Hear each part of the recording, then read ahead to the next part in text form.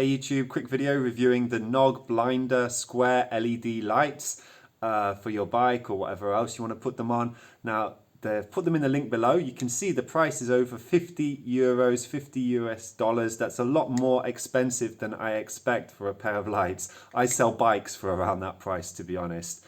So yeah, a couple of good points, a couple of bad points. Good point is you can charge it by USB. You can see here it goes where it goes in the USB socket. It takes about 5 hours. Knog is an Australian brand. It's very innovative. Another good thing is all the different strobe effects that you can go through. I'm going to try and cycle through these quite quickly. You can see there's loads of different ones, so you can have some fun with that. Now, bad points. I find it really hard to cycle through these by pushing the button. This rubber button on the back, you really have to dig your fingernail in to get a different effect. And then sometimes you turn it off. You didn't mean to turn it off. When you want to turn it off, you can't turn it off. I've turned it off, but I didn't mean to. I was trying to cycle through the effects.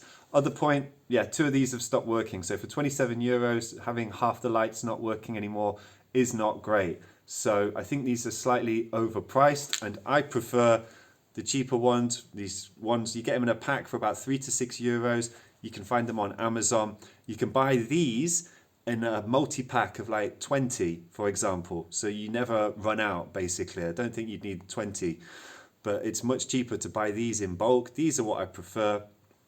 So there you go. If you've had experience with the Knog blinders, put your comments below.